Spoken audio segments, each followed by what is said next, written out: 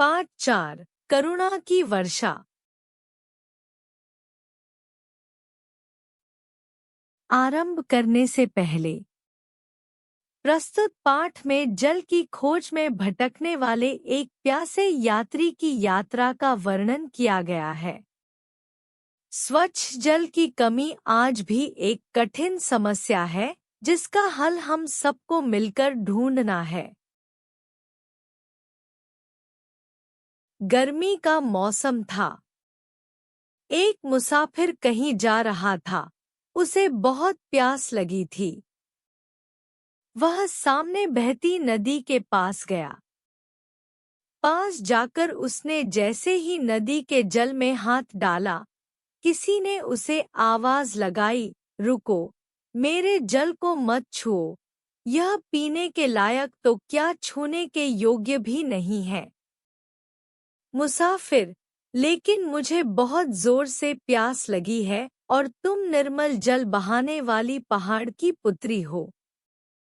नदी, क्या तुम देख नहीं रहे हो?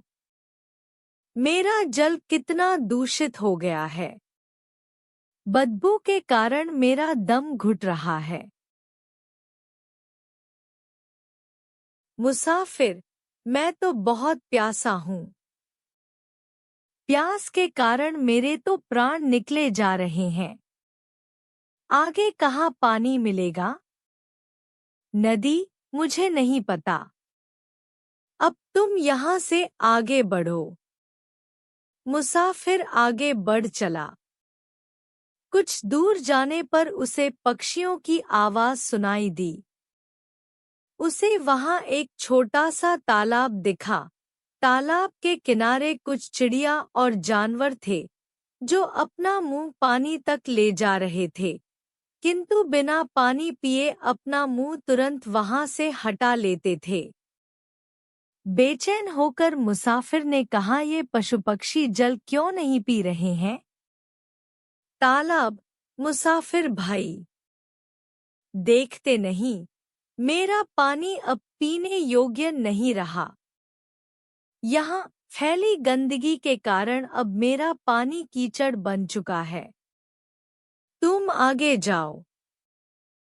प्यास से व्याकुल मुसाफिर और आगे चला। एक गांव के पास 4 औरतों को देखा, जो खाली बर्तन कुएं पर रखकर बातें कर रही थी।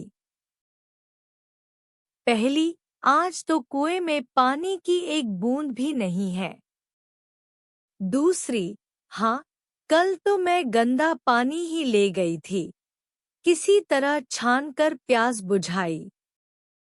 तीसरी, अब क्या करें, यहाँ तो खाना पकाने तक के लिए भी पानी नहीं है। थका प्यासा मुसाफिर निराश होकर एक बूढ़े पेड़ की छाया में सुस्ताने लगा। वहां किसी की आवाज सुनकर वह चौंक गया। आवाज, अरे मुसाफिर, तुम बहुत प्यासे लगते हो। मुसाफिर, हाँ, सही कहा, मैं ही क्या, यहाँ सभी प्यासे हैं। नदी, तालाब, कुआं, कहीं भी पीने योग्य पानी नहीं है। आवाज, इसका कारण तुम मनुष्य स्वयं ही हो। मुसाफिर, हम मनुष्य? वह कैसे? आवाज, आज स्वार्थ के लिए मनुष्य जंगलों को काट रहा है। इससे जाने अनजाने में उसने पशु पक्षियों के आवास छीन लिए हैं। मुसाफिर, परंतु पेड़ों के कटने से तालाबों और कुओं के जल का क्या लेना देना? आवाज, लेना देना क्यों नहीं है? धरती के अत्यधिक दोहन और बढ़ती आबादी के कारण सब ओर त्राहि त्राहि मची है। मुसाफिर, तुमने सही कहा। मैं और अधिक देर तक प्यासा नहीं रह सकता। क्या करूं, कहाँ जाऊं? आवाज, आओ, हम मिलकर ईश्वर से प्रार्थना करते हैं। अब वही हमारी शरण है। दोनों, हे प्रभु, करुणा की वर्षा करो, हम सब पर कृपा करो। अचानक ठंडी हवा के साथ जल की बूंदें गिरने लगी, जैसे ईश्वर ने उनकी पुकार सुन ली हो। कुछ देर में मूसलाधार वर्षा होने लगी। देखते ही देखते कुएं, तालाब और नदियों में जल भर गया। मुसाफिर की जान में जान आई। उसके कानों में गीत सुनाई पड़ा, बादल उमड़े, बिजली कड़की, ठंडी हवा चली सुखदाई। रिमझिम बूंदें भू पर बरसीं, नई जिंदगी हम सबने पाई। मुसाफिर, हे मेरे प्राणों के रक्षक, तुम कौन हो? तुमने कितना मधुर गीत गाया है।